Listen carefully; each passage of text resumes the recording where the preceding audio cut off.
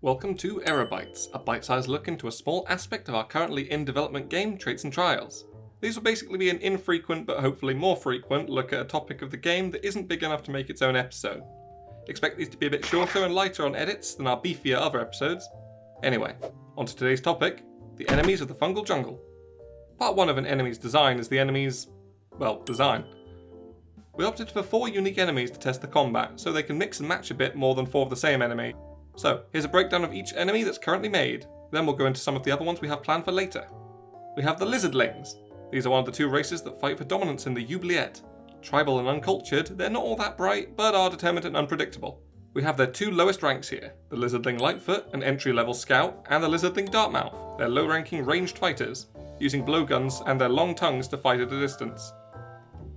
A separate group to the 2 major populaces of the oubliette is the Fungools, an undead mind-controlled group of fallen adventurers. They're an example of one of the enemies exclusive to the specific floor, theirs of course being the fungal jungle. Side tangent, I know I've made it sound like the fungal jungle is the only part of the oubliette, but that's far from the truth.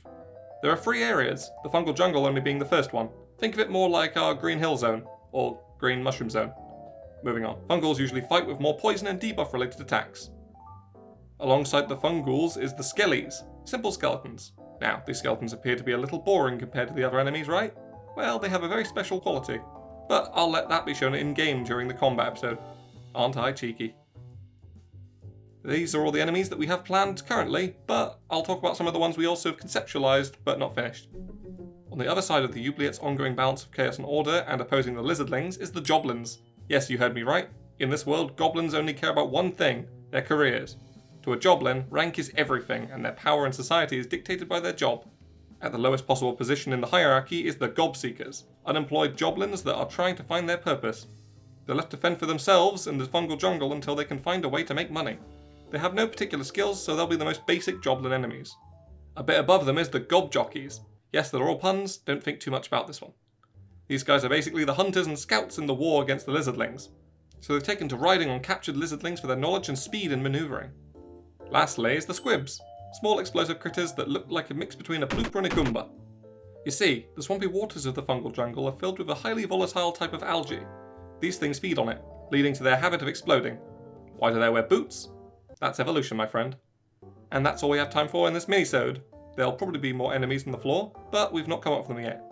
There are also bosses and special elite enemies, but they'd be more suited to another separate bite-sized episode. So let us know if you want to see that and check out our Twitter for future polls on these smaller episodes. Lastly, if you have any ideas for other episodes or questions you want to ask us, definitely comment below to let us know. The more ideas we have, the more frequent these episodes can be, while Dennis is locked away finishing the code for the combat. I'd like to give a big thanks to our 2 new patrons, You Lose Some and Jesso Doodles, alongside our less new but still appreciated patrons Natalie Layton, Venomous Squirrel, Corval and my mum. Thanks, Mum.